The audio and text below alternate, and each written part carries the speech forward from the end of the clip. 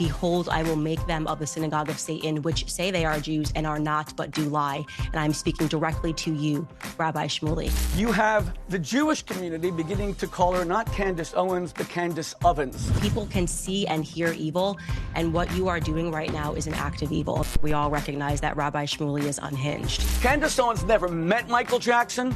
I was his rabbi for 2 years. She said that I killed him, that she would say the Jews killed Michael Jackson. You never said that I threatened to murder you? No, I never said that you threatened to murder me. Don't cut me off. I did not cut you off. Now she's fact-checking it? You're kidding me, right? We'll wait for you, so give me 1 second. I don't have a computer on me. The Israeli Defense Force had dropped more bombs on Gaza than were dropped on Dresden.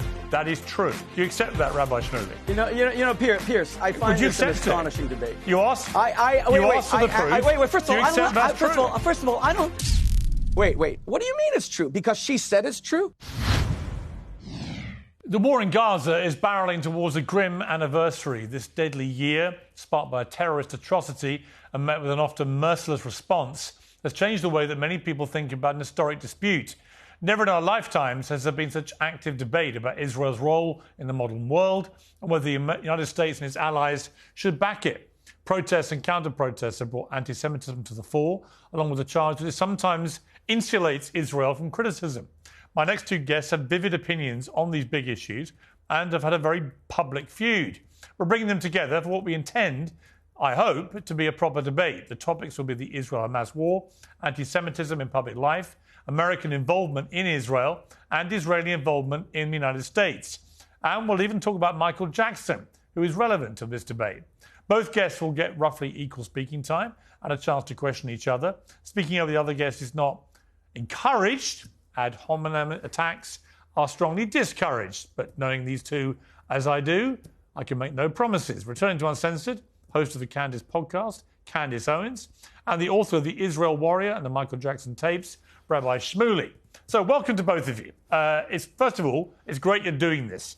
You've had a public feud for a couple of years now.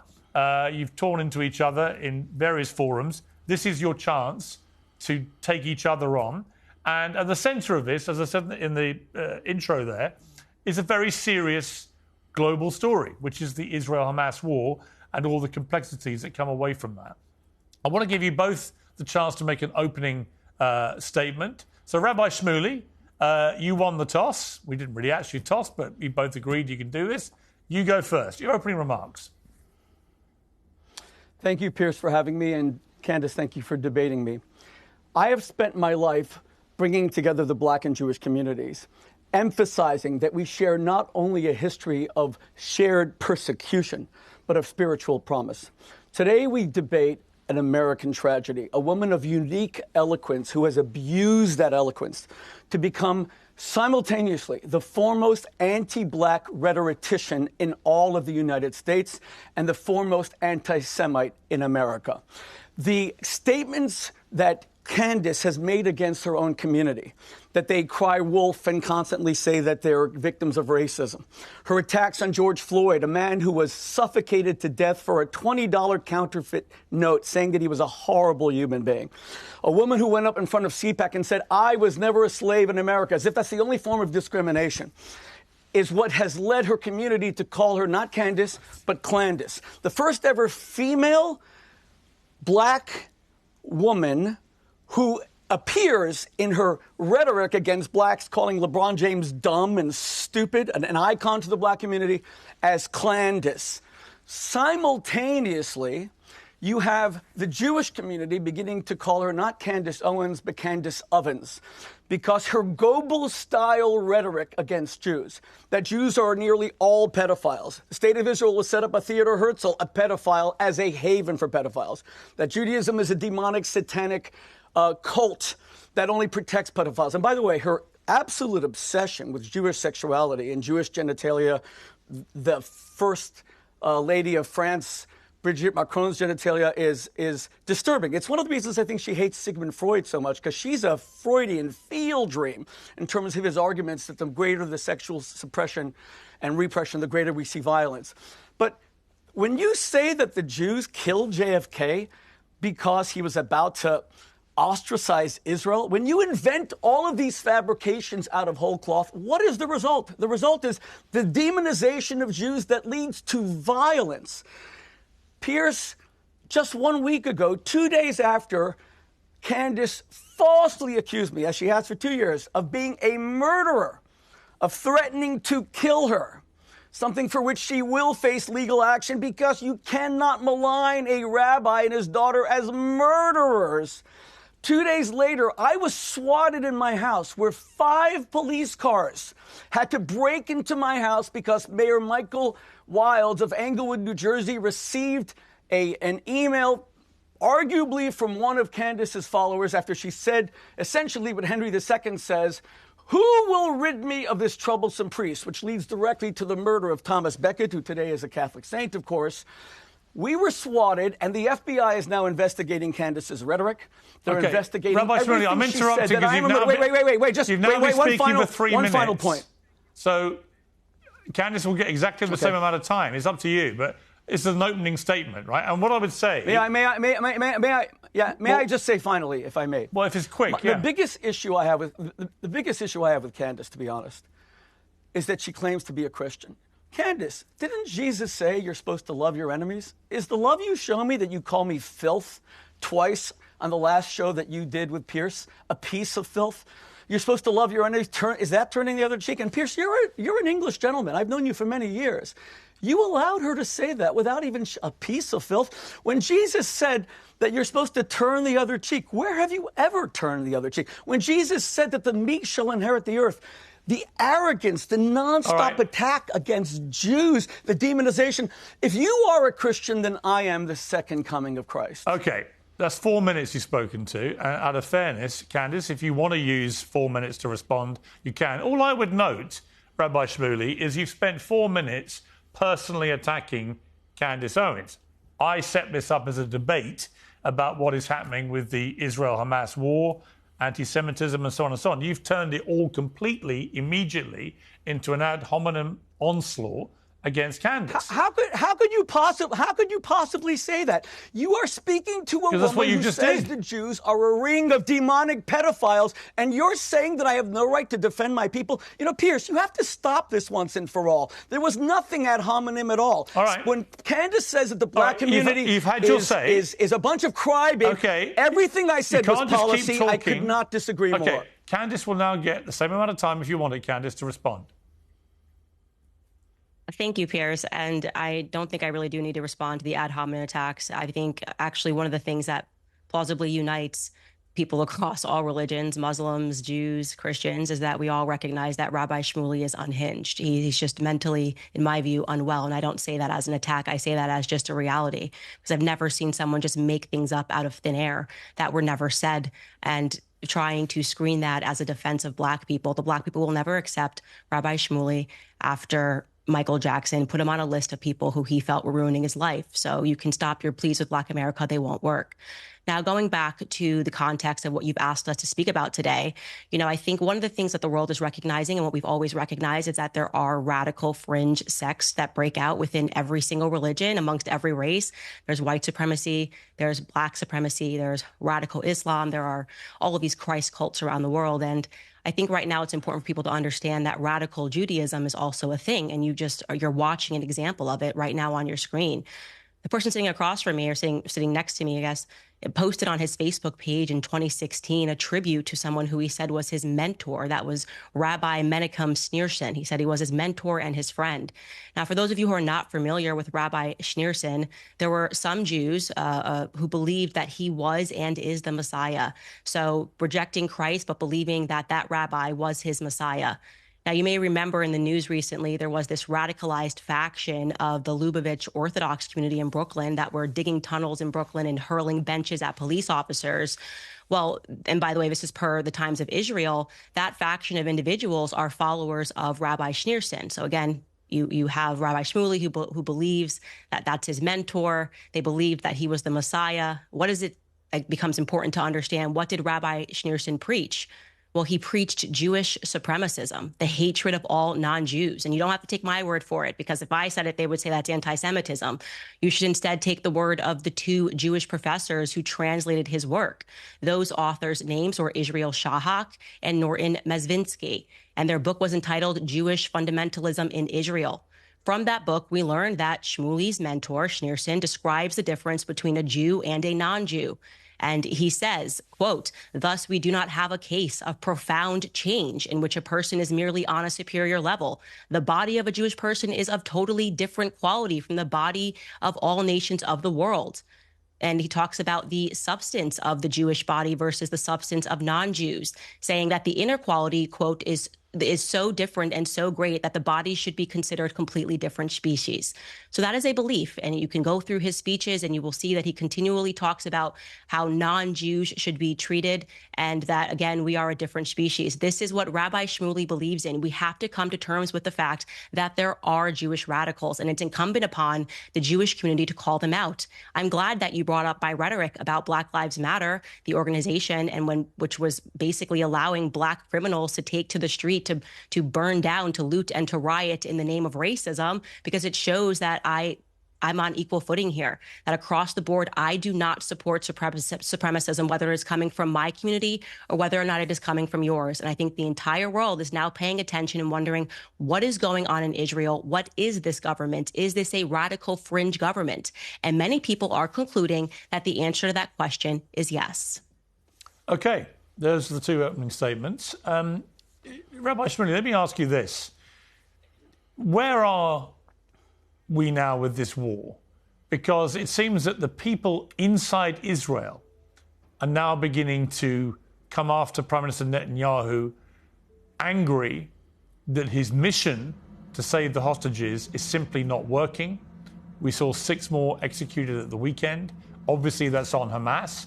But the relatives of other hostages are saying, for God's sake, bring back the hostages before it's too late. And there's no sign of any deal being done to do that. And there's a lot of pressure on Netanyahu. Is his mission statement failing? Yes, I will answer that in just a moment. But Piers, your guest just called me mentally unhinged. She called me filth twice on your show. You did not just say to her, Candace, can you stop the ad hominem attacks? Did I ever say anything? I stuck to policy. Can you at least just be fair and say that's unnecessary, Candace, or is this too against law? Well, no. You spent 4 minutes lacerating her. Calling me mentally unhinged, is that you're sitting there to defend that charge? Is that ad hominem? You spent 4 minutes attacking her personally. She's perfectly entitled Piers, to return the favor. with all due respect, when one of your guests calls someone else filth, I think that you, as an English gentleman, should step in. But let me answer your question. No less, the only thing of Christ that Candace Owens has actually fulfilled comes from Matthew chapter 10, verse 35, where Jesus says, I've come to separate and create conflict between a woman and her mother-in-law and father-in-law. My answer to your question about Gaza is that Lord Michael Farmer, a courageous British peer who happens to be Candace Owens' father-in-law, issued one of the most robust and beautiful defenses of Israel that any of us have read since October 7th.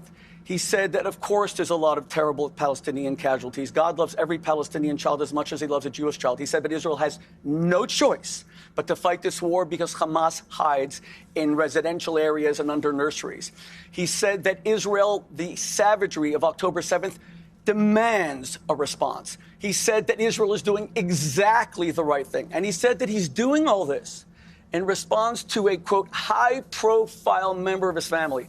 The contempt to not even mention his daughter-in-law, Candace Owens, because he didn't want to say her name. And he didn't even say, I love my daughter-in-law, but because the British remember Hitler, they remember the Battle of Britain, they remember the V-1 and V-2 rockets. Candace Owens has actually now said that the Nazis were the good guys and it was the Allies, the British, people like yourself, Piers, who engaged in the ethnic cleansing of 12 million people based on some documentary she watched called The Savage Peace on the BBC, which wasn't even about the Allies. She always distorts. It was about the Czechoslovakia, a country that no longer even exists. And as far as what she said about Michael Jackson, putting me on enemies list, that is a total fabrication. It was invented by someone named Dieter Wietzner, who sued Michael Jackson for $64 million, tried to shake him down, and Michael had to pay him $4 million. I worked to save Michael's life. Candace Owens never met Michael Jackson.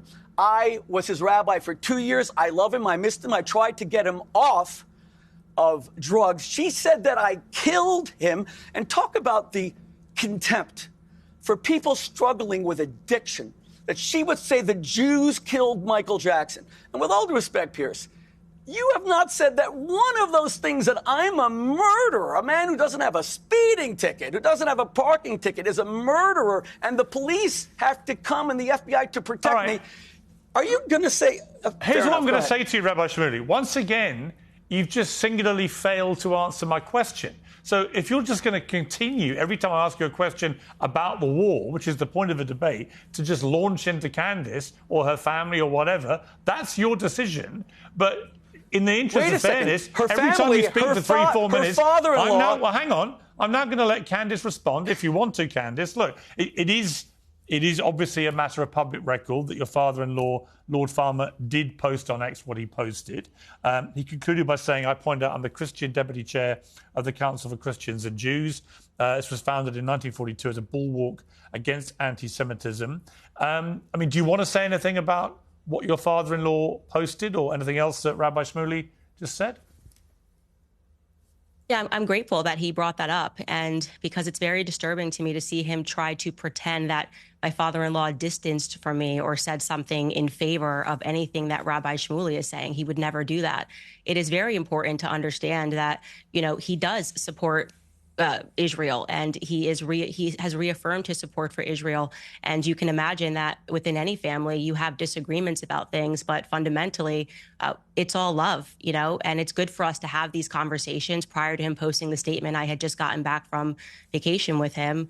Literally 48 hours earlier, there was something incredibly demonic about a person trying to use the Bible at the beginning of his statement, as he did, trying to quote scripture and immediately following it up by trying to pull a family apart. I mean, that is utterly unholy. And I think the question of holiness and what is holy is relevant to this discussion. I think this is a conversation that a lot of people are having as well.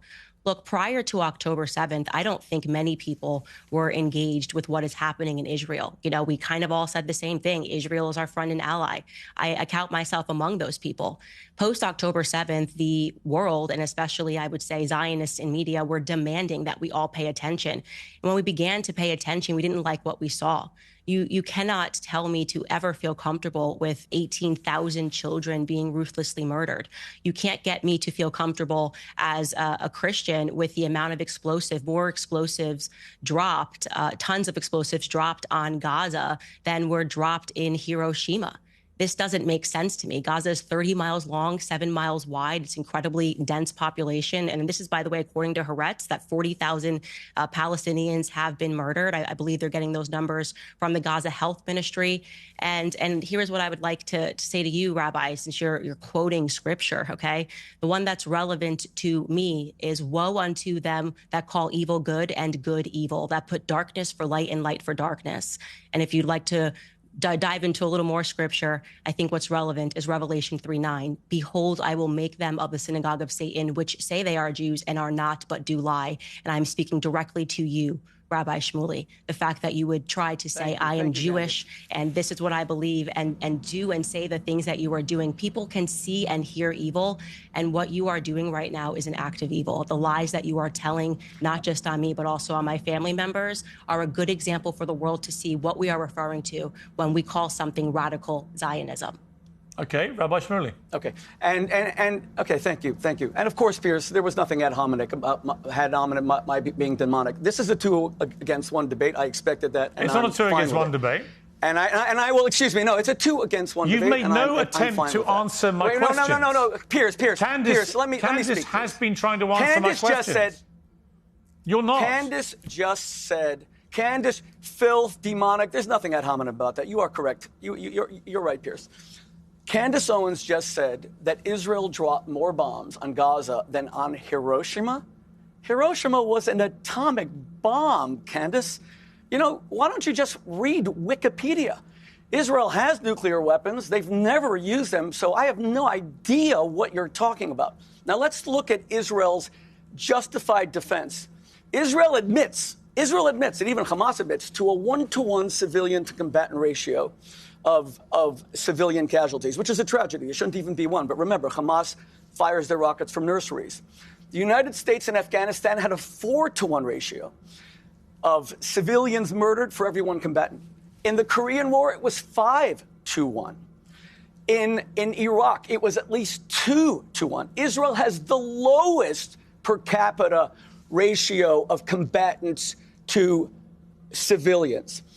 Candace should acknowledge that. That is what we call a fact. But you should hang on. You should also acknowledge then that there is a unique demographic in Gaza where of the 2 million people who live there, half of them are under 18. So that's a very different demographic to any of the other scenarios you're talking about. That is what's caused so much international opprobrium against Israel, is the fact that so many children, pro rata in the civilian death count, have been killed. It's that people are so exercised about, and rightly, because what's happened here is obvious. Hamas, yes, they've embedded themselves in civilian territory. Yes, they built all these tunnels. None of these things are to be disputed. But the problem with going after Hamas in the way that Israel has been doing is that the collateral damage, as they would put it, to so many thousands of children has now tested the patience of the world to a degree that vast quantities of the world are against it and want this to stop. That's the reality. I think that's a very fair question. You know, and I don't like whataboutism. But Candace Owens never spoke out once against Bashar al-Assad, who killed 600,000 Arabs, and he actually gassed to death children. He targeted them with mustard and poison gas. You remember that President Obama said that's a red line, and then he gave it to Putin to get rid of those weapons of mass which destruction. was completely God bless wrong, President Trump, who actually... Wait, just a second. President Trump, God bless him, actually fired 59 cruise missiles when Assad did that. It's funny because people say that President Trump is anti-Muslim. He's the only one who protected Muslim life. Pierce, Hamas has ruled since 2006. They won an election jointly with the PA. They took the Palestinian Authority representatives and threw them off of rooftops. They then subjected the Palestinians, 1.5 million Palestinians of Gaza, to the most ruthless persecution that we've ever seen. They stole all their money. Ismail Haniyeh, who was assassinated in Tehran, is worth $4 billion. Now he's fighting with Erdogan, his kids, over who's going to inherit that. Khalid Mashal is worth $3 billion. You and I both know that the Palestinians of Gaza got triple the amount per capita, prorated for our times, of the Marshall Plan.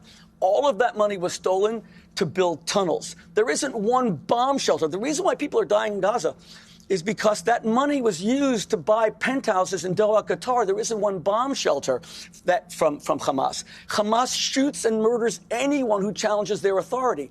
They were elected in 2006 to a 4-year term. It's now 20 years later.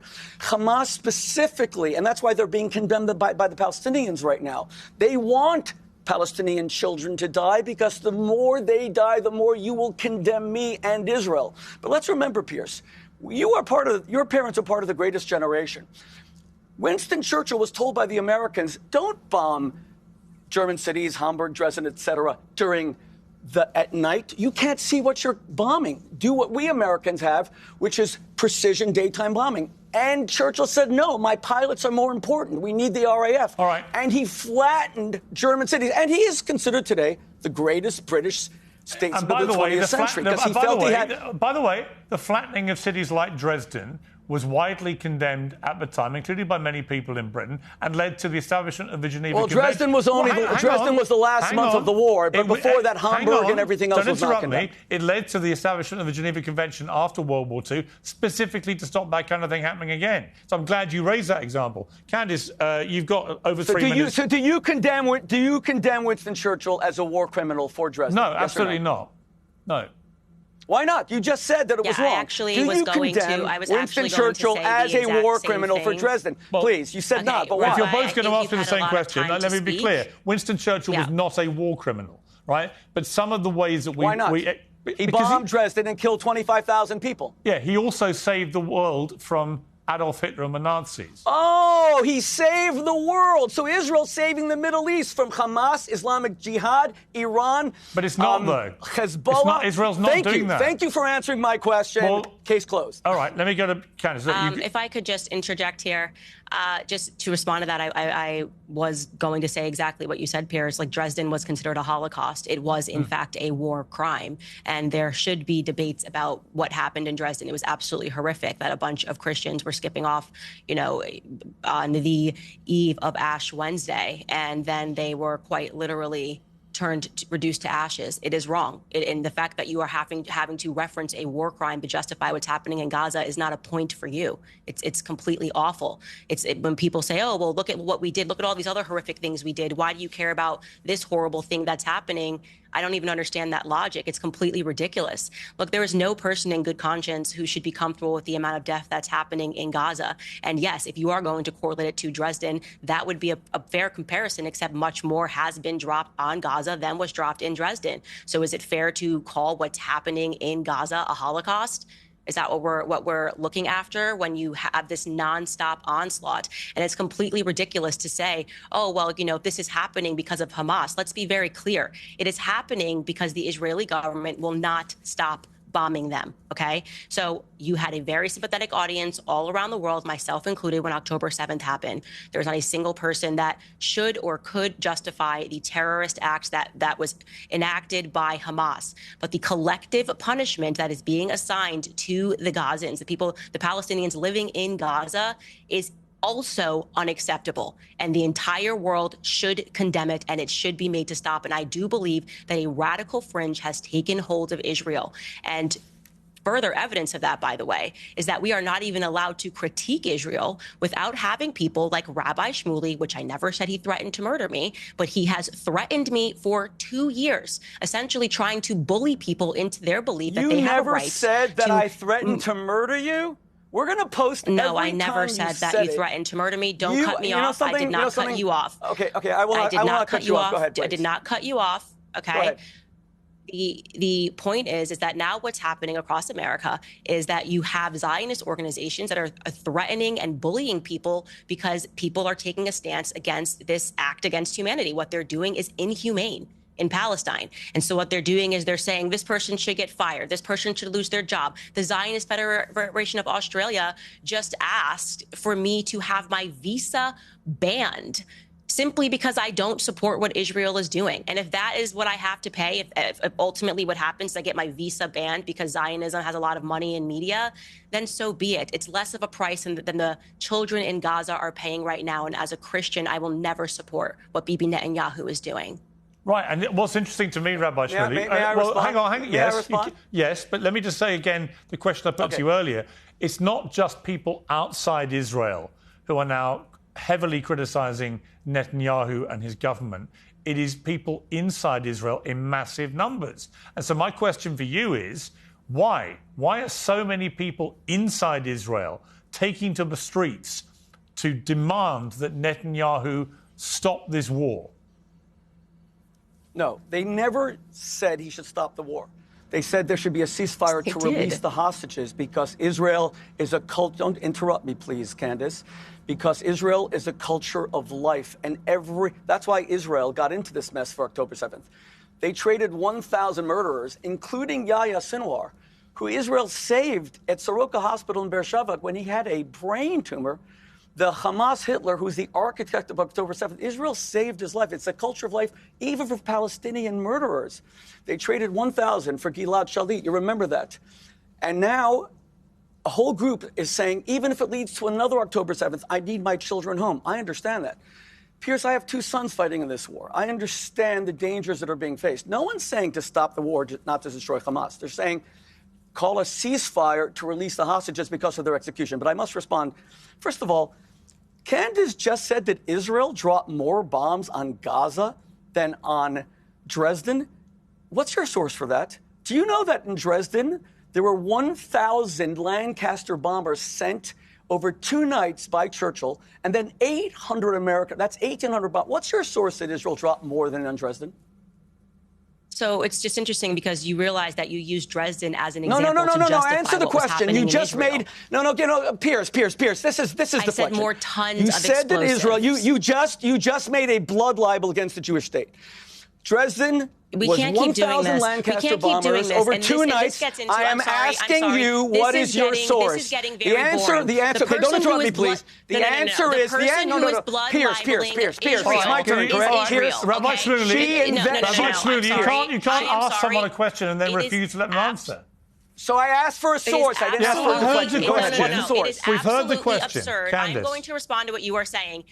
This tactic of when anybody brings up anything that Israel is doing is wrong, you get to just scream blood libel and anti-Semitism. Don't interrupt her. Oh my gosh, it's a blood libel. It is not a blood libel to talk about the amount of death and the tons of explosives that have been dropped on the civilians in Palestine, okay? That is not a blood libel against Jewish people. This is such a nasty and perverted tactic, what is your which source? essentially says, I don't have to debate anymore because I get to just call everybody a person who's accusing me of blood libels. Okay, truly, what is happening right now is that the blood of Palestinians is being shed.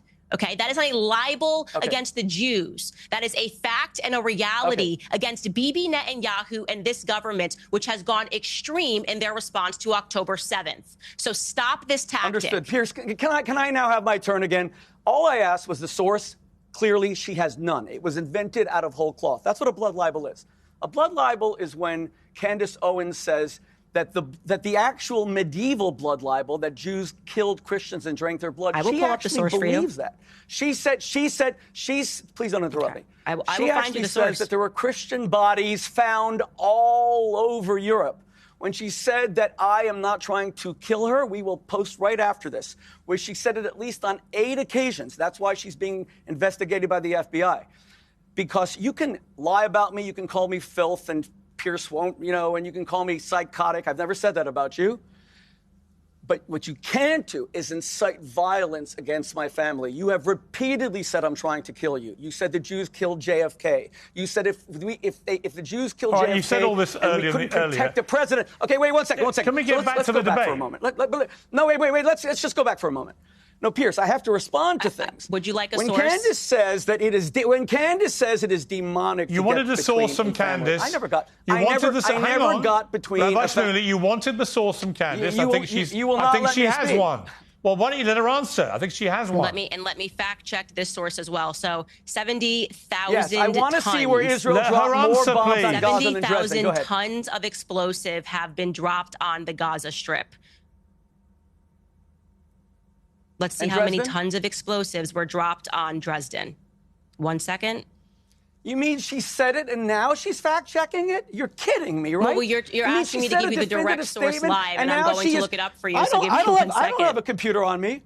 I don't have a computer on me. This is ridiculous. Let her finish. This is a cheat sheet. This is absurd. Let her answer the question. Go ahead. Candace. So 2,700 tons of bombs were dropped on Dresden in an 800 bomber air raid. And that is according to Britannica, the encyclopedia. And what was the tonnage of bombs dropped in Gaza? In Gaza, it was 70,000 tons of explosives were dropped in the Gaza Strip. And I got that from CNN. Through the duration of the war to date? Is that the timescale? Yes. Okay. So Rabbi Shmuley, which that would they're seem saying to be has surpassed so let's be clear. Dresden, so Hamburg, over 11 months, she's comparing an 11-month war to a single night in Dresden. That's clearly absurd. I'm glad that she has her cheat sheet, her computer in front of her. But notice, she made this you statement, called it a blood libel, not knowing what she was talking about. She Just said, a moment, please. Hang on. What she said, to be clear, was that the Israeli... It's also in the New York Times. The Israeli Defense Force had dropped more bombs on Gaza than were dropped on Dresden. That is true. Do you accept that, Rabbi Shmuley? You know, Piers, I find this an astonishing debate. You ask? Wait, for the proof. Wait, first of all, first of all, I don't... Wait, what do you mean it's true? Because she said it's true? No, do you accept that's true? Do you have fact checkers? The New York Times says it's true. Is this a serious show? Wait. Every time I try to speak, you asked for a source. You called it a blood libel. You asked for a source. Fortunately, we had time to look it up. Excuse me, you are interrupting me.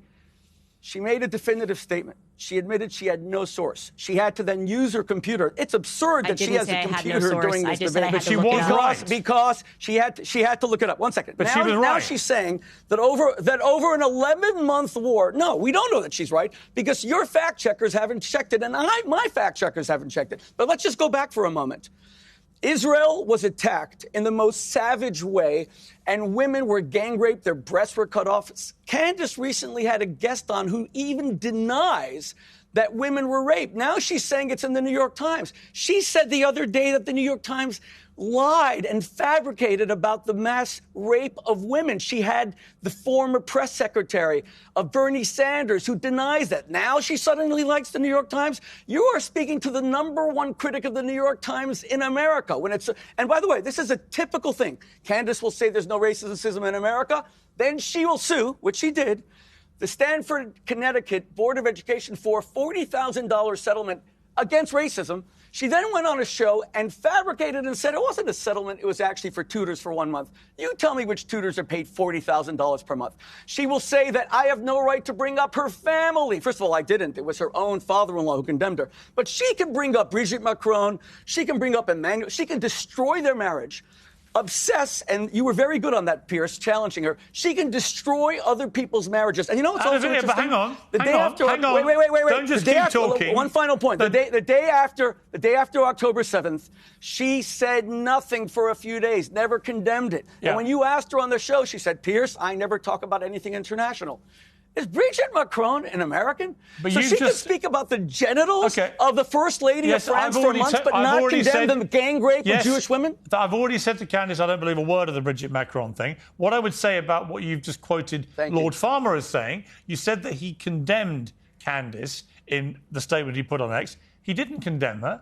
I've just read it again, and there's no condemnation of his daughter-in-law. He simply set You're out... kidding. Read the first line. In view of public comments from a high-profile member of my family, I want to put my own views on anti-Semitism and Israel's current military campaign in Gaza on public record. Where's the condemnation? Thank you very much. Candace? Thank you. Where's the condemnation? Thank you. So let's get the timeline. Candace says she was on vacation with her father-in-law 2 days before. Where did he condemn her? You and I can read between the lines on any press statement. I'm not reading between the lines. Number one, she says, in you view said of a high profile... I've just shown you he didn't condemn her. He absolutely condemned her. No, he didn't. He doesn't once say, it's my daughter-in-law, Candace, and I love her, but we disagree. Number two, he went on to say that Israel has every right... He was distancing himself for her repulsive future and reptilian anti-Semitism. He gave his own opinion. Why did he start by saying, in light of a high-profile member of my family? He gave his own opinion. He didn't condemn her and didn't even name her. He distanced himself from Candace Owens. Let me ask Candace a different question, which is this. Candace, why is it, do you think, that so many people in the Jewish community believe that you are anti-Semitic? I think that's actually a very good question. And just to go back, I'm going to answer your question. I just want to make sure people are recognizing, because he said a lot of stuff there, he's not able to counter. He essentially tried to hold me to looking up the sources. We've now found the sources, and it's the BBC, it's the New York Times, and it is the Euromed Human Rights Monitor. We have found no sources, and we'll fact check it afterward. You looked it up during the show. I'm sorry. 70,000 tons of bombs were dropped on Gaza, and per the BBC, the British aircraft dropped 4,000 tons of bombs on Dresden. So just for clarity, in a single night, not 11 months. In a single night, correct. Please don't cut me off. I have not cut you off. He called that a blood libel because that is a strategy, which is meant to just distract people from the truth or looking into it. So you say everything you say is a blood libel. Now, to answer your question, Piers, I think that's a very good question. And the answer for that is because the media as an entity has been basically mining Jewish pain, the history of their pain, by taking people out of context and presenting things that are as a fact that is simply untrue, things that I've never said. We are watching right now, and that's why I'm grateful for you to provide this opportunity. You are watching Rabbi Shmuley do this live, right? When we talk about yellow journalism and people that take things out of context and try to present it to people with a bunch of hysteria and go, oh my gosh, Candace said this. Oh my gosh, Candace is a Holocaust denier. Oh my gosh, he's called me all of these names, and he doesn't have a single fact in there. They just know that if they say those things, it's a trigger. It is reminiscent of exactly what was done for Black Americans for a very long time. They have now since changed their perspective on me, but for a long time, they thought that I legitimately hated being Black and hated the color of my skin because I stood against Black Lives Matter as an organization, and I stood against what Black Lives Matter was doing. And the media made them hysterical. She's a Black person who doesn't even want to be Black, and she's a Black white supremacist. They bought that narrative because when the media lies, a lot of people accept that what they're reading is true. But of course, I didn't hate Black Americans. I didn't hate anything other than BLM abusing and mining Black pain, going back and saying, well, it's going to be just like slavery, to distract people from what was ultimately just a fraudulent organization that was actually going to bring more harms to Black Americans in the end. And that's how I feel about the state of Israel and everything they're doing. Ultimately, I believe it's going to yield more anti-Semitism. It's going to make people associate what Bibi Netanyahu is doing to all Jews around the world. And so I think it's important for them to realize it's these same exact tactics of manipulation, the same exact name calling and ad hominem attacks that is not based in fact and not based in reality, but based in not wanting to answer the fair critiques that people have about what Israel is doing. But that's a very good question. Okay, Rabbi Shmuley, I mean, there's some validity to that argument, I think, is that too often I do see people immediately branded anti-Semitic if they dare to criticise the Israeli government. But there's a very big difference between criticising a government and its actions and a whole people, which is what anti-Semitism is. And do you accept that difference?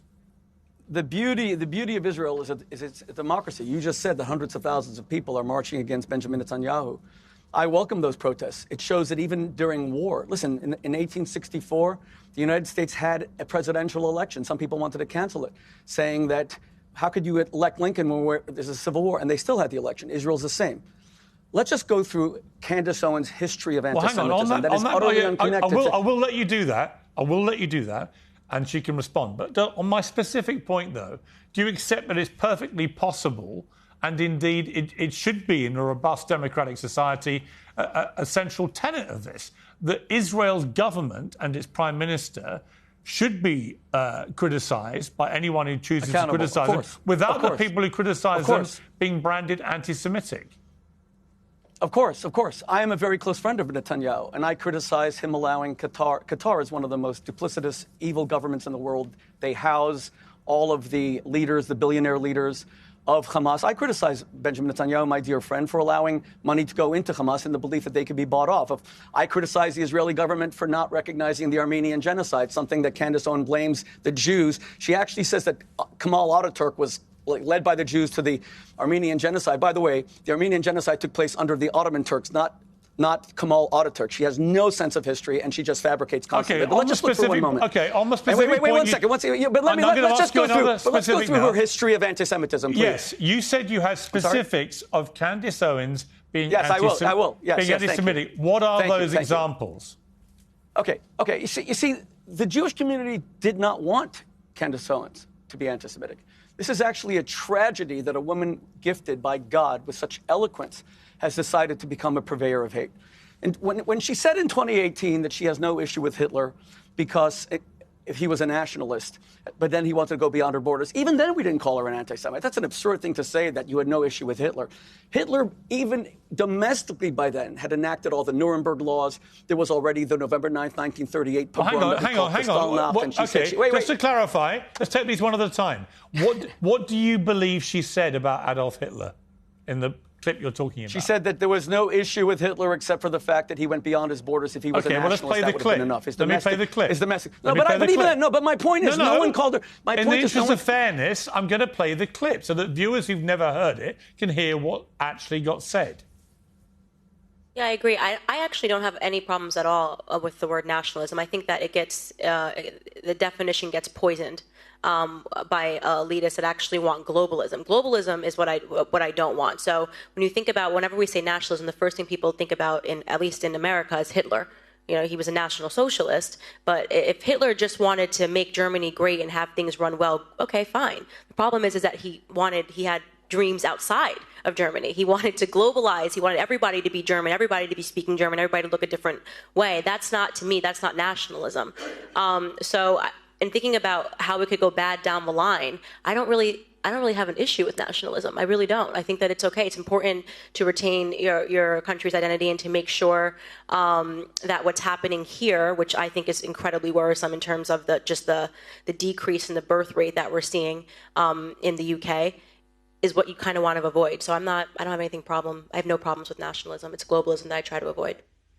So, Candace, on that specific point, would you say that Rabbi Shmuley has categorized it correctly or not? He's just openly lying, and that's why he didn't want you to play the clip. I was in the UK, by the way. I was at the Royal Mobile Club. There were Jewish journalists in the room, and nothing was written about it until months later when somebody was working on a hit piece about me. I was answering a question when they were saying, how can we just embrace the word nationalism when it sort of has this dirty feel? And I was just essentially saying that I actually don't have an issue with nationalism. I think it's totally fine to be a British nationalist, to be an American nationalist. And the problem is that it's wrongly attributed. That word, I think people instantly associate it with Adolf Hitler. And I would argue that he wasn't actually a nationalist because obviously he invaded Poland and he went beyond German borders. I didn't even mention Jewish people. I didn't mention the Holocaust. And suddenly you have people like Rabbi Shmuley who are pretending that I got up there and I defended Adolf Hitler. It's just, this isn't that good is not business. What you said. And we this is why I say right now, please don't cut me off. Please do not cut me off. A huge issue that you have right now is this dishonesty. If you really want to understand why Israel is facing a PR crisis, why Zionism right now to people doesn't feel good and they don't want to associate themselves with it, is because it seems like it takes so many lies to maintain. There's no reason to misrepresent what I said and to tell people that I support Adolf Hitler, other than the fact that you want people to hate me. And so I'm deeply appreciative of the fact that you guys had that clip ready to go. Well, you may respond to what you just said and to that clip. Now you've watched it. Okay. She keeps on saying lying. I never said you shouldn't play the clip. I'm actually happy you did. She said if Hitler had only focused on domestic policy, she would have had no issue with him. His domestic policy was to the Kristallnacht, burned down 3,000 synagogues in a single night domestically. That was not in Poland. That was not in Czechoslovakia. His domestic policy was the 1934 Nuremberg laws. His domestic policy was a complete dictatorship where he destroyed the Bundestag and subjected and created Dachau under Himmler. So those are the historical facts. Now but what I said was, even then, the Jewish community gave her a pass. She explained it. One mistake, people make mistakes. Here's her history of anti-Semitism. She's not going to be barred from going into Australia because of anything she said about Israel. That is a fabrication. She's going to be barred. Australia is my wife's country, born in Sydney. She's going to be barred to go to Australia because she's a Holocaust denier, because a 100-year-old victim of Yosef Mengele, the angel of death's experiments, came forward and said, you are going to traumatize me all over again. She actually said that Mengele's experiments, the fourth worst person in Nazi Germany after Hitler, Himmler, Goebbels, Mengele, it was a fabrication. She's an out-and-out Holocaust denier. And Australia, God bless them, took in so many survivors after the war, including my wife's family from Slovakia. Well, let me ask Candace Owens now. Let me ask her now. She said that the Mengele experiments were false. Go ahead. Let me ask Candace Owens now two things. One, are you a Holocaust denier, or do you accept that 6 million Jews were killed by the Nazis in the Holocaust? And secondly, do you believe that Joseph Mengele did what he is reported to have done and has been since World War II ended? Thank you for those questions. No, absolutely, I am not a Holocaust denier. This is, again, another fabrication based off of a monologue that I did in which I was putting pressure on the American government to explain why it is a fact that we learned all of these things about the horrific things that Nazi scientists did. And to be clear, Piers, I did not even mention Joseph Mengele's name in this skit at all. I spoke about all of the things that we learned, that we were told over the years, some of which ended up being rebutted, and there were tons of that part doesn't matter. The point is, the end conclusion of that is that the CIA, via an operation known as Operation Paperclip, took the Nazi scientists and brought them to America, where they continued horrific experiments on Americans. That's the full context of that. So they pulled out a statement, like one sentence where I said, we've heard all of these sorts of things that they've done, cut people in half, sewed them back together. And I said, that sounds like a ridiculous waste of time. And when you pull that clip up by itself, it sounds like I'm just diminishing all of these stories, when in reality, I'm saying, let's take everything at face value. Let's say everything we've ever heard was true. Why on earth would the American government acquiesce to bringing these scientists over to America? And as a fact, Dr. Mengele was not one of the scientists which was brought over to America. So but just to be clear, you accept, hang on, I'll come to you, Rabbi Shmuley. To be clear, you accept the Nazis murdered 6 million Jews in the Holocaust? Yeah, I have never once in any of my appearances I'm just asking you to clarify denied the Holocaust atrocities. Okay. Ever. And you accept that Joseph Mengele was a despicable man who perpetrated horrendous crimes, including experimenting on Jewish people when they were still alive? All of the scientists, the Nazi experiments that were done were horrific. And that's why I was saying they were so horrific that it makes you go, why on earth would the American government in this clandestine operation bring over the Nazi scientists who then became a part of our CIA and continued experiments onto America through to the 60s and the 70s. And right. I was let me ask Rabbi what Shmuley those to experiments respond. were that was done throughout the Korean War. Rabbi Shmuley, your response. And I read it. After this debate, we will post every single clip.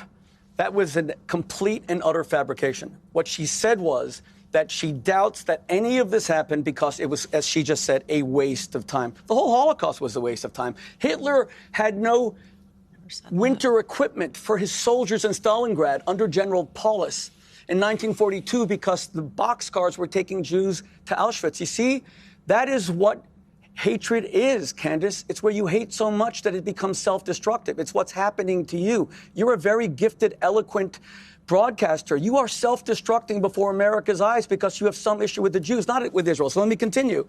You actually said that Theodor Herzl was a Frankist. By the way, when you attack Frankists as a bunch of Jewish pedophiles, you forget to mention they all became part of your religion. They all converted in 1757 to Catholicism. You always omit that. But you said that Theodor Herzl was a Frankist, and you said he set up the state of Israel as a refuge for pedophiles. This is before Gaza. This is before Rafah, as a refuge for Jewish pedophiles. You always refer to Jews as pedophiles. It's the main word you use about Jews. And every historian knows that what began in Norwich in 1099 with the first blood libel, where the Jews were falsely accused of taking a Christian child and drinking his blood, you actually believe that. You said that Christian bodies, this is before Rafah, this is before Israel, that Christian bodies were found all over Europe. And when you speak about pedophilia, it's funny, you just converted to Catholicism.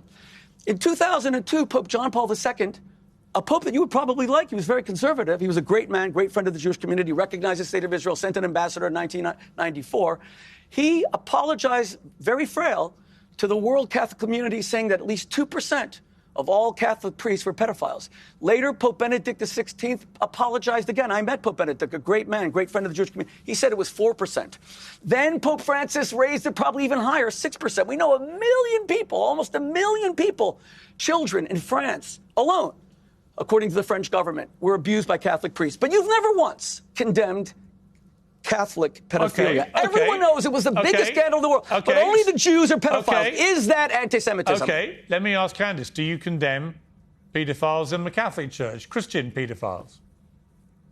Yeah, he's just lying again. Actually, on my show, I spoke extensively about Frankism, and I told people that there was a conversion into the Catholic faith. And one of the things that I believe is that all of the Abrahamic religions have been infiltrated by Satanists, and that is what I've said. So they've decided to pull apart only the piece where I'm talking about Judaism and not where I'm speaking about all of the faiths having been infiltrated, and speaking about how it's important for everyone to recognize this so that you can realize that there is this sort of satanic cult that's operating within all of the faiths. And I think think that they use Christians and they use Jews and Muslims as well. I've said that on my show multiple times, so he's just absolutely lying about that. I think the difference here is that you'd be hard-pressed to find a Catholic that would in any capacity defend pedophilia.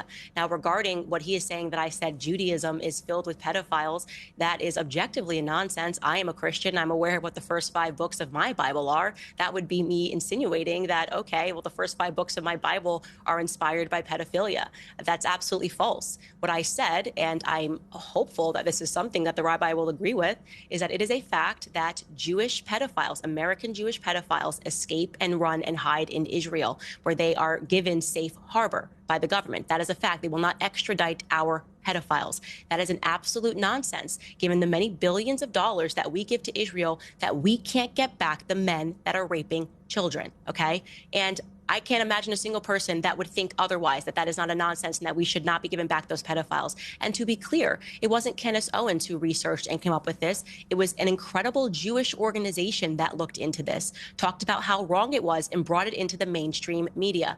If you don't like that Israel is harboring pedophiles, that's not on me. That is on the state of Israel, okay? Again, I am condemning the state of Israel for harboring American pedophiles and not extraditing them. Do you have a disagreement there, Rabbi? If so, please share. Thank you, Candace. Not only is that an absolute lie and fabrication against Israel, the most famous example, the country that will now bar you from entering because you're a Holocaust denier, not because of Israel, because a 100-year-old experimentee of Mengele came forward and said, do not subject me to this trauma. And the Interior Minister of Australia said, wait, what's it?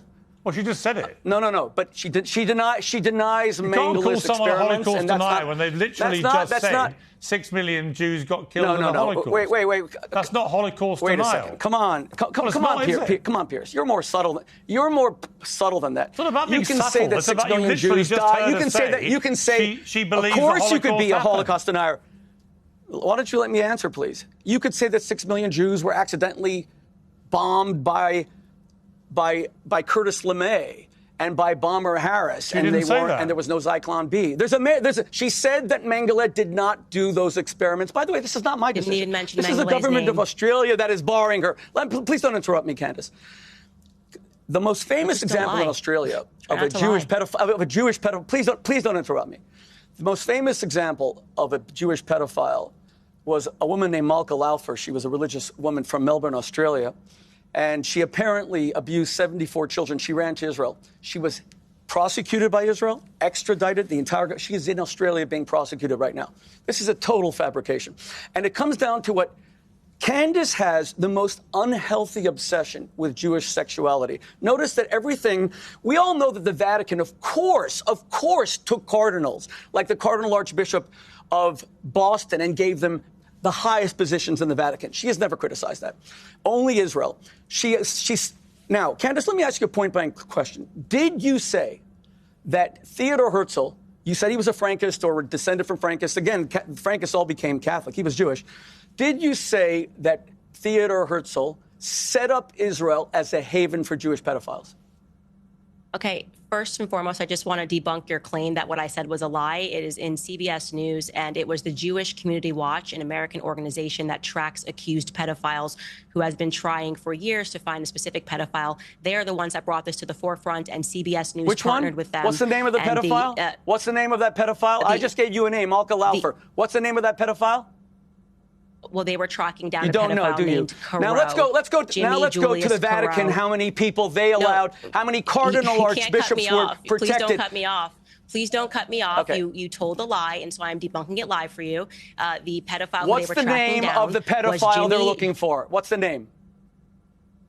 I'm trying to say it for the third time. His name is Jimmy Julius Careau. You're looking it up right now? You mean you said all this and you had no idea? The title of the article in CBS News is entitled, How Jewish American Pedophiles Hide from Justice in Israel. CBS News teamed up with a Jewish organization and came to this conclusion because they were the ones that brought it to the forefront. So courageous Jewish people who are calling this out as something that is wrong. Do we really need someone to read off the internet Jewish in a debate? This is not your show. This is a debate. Did you say that Theodor Herzl created the state of... No, I Piers, think we are getting, did she if say you don't mind me Theodore saying, Herzl I think set we're up getting, Israel? we are getting too obsessionally sidetracked into paedophilia. When No. This is one critical thing. Did she say that Theodore Herzl set up Israel as a haven for pedophiles? I want to end. We've got to end the debate, and I want to end the debate by giving you both this opportunity. Right? You are both religious people. Right? Every religion purports to be peace-loving. Right?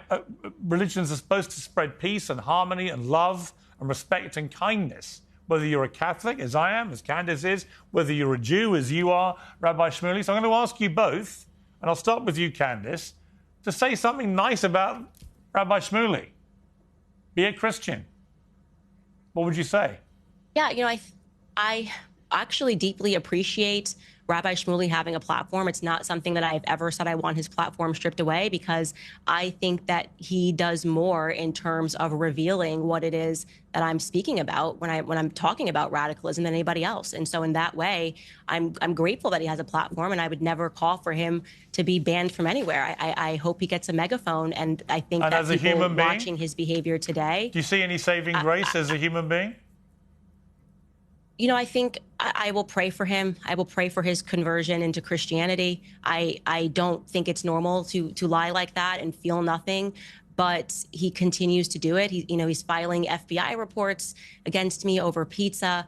I don't have any hatred in my heart towards Rabbi Shmuley. I really don't. Like I've said, I hope he forever has a platform, because I think that it showcases to the world what it is that I'm speaking about when we speak about radical Zionism. Okay, Rabbi Shmuley, do you want to say something nice about Candace Owens? Absolutely. She is gifted by God with incredible eloquence. I think she can repent and cease being a force for hatred against the black community who call her clandestine, who have rejected her utterly. She is one of the most despised women in America by the black community. She is doing a whole new tour to be reaccepted. I think she can use her eloquence to apologize. Instead, she essentially hinted that the only reason she attacked the black community for the past 4 years, calling them stupid and dumb and can't vote for themselves and cry wolf and racism, was because she was forced to do so at the Daily Wire. I call it the Daily Liar. Maybe that's correct, but I think she should take personal responsibility. Saying that Israel was created as a haven for Jewish pedophiles by Theodore Herzl is not the way she's going to repent. Saying that she defends Kanye West when he says he loves Hitler. Hitler killed 10,000 Jews a day, 3 9/11s a day for 4 years. Okay. Between 1941 and 1945. I think we know the greatest wait 1 second, please. No, Piers. I know the greatest hits are coming. Please. It's fine. We've heard them.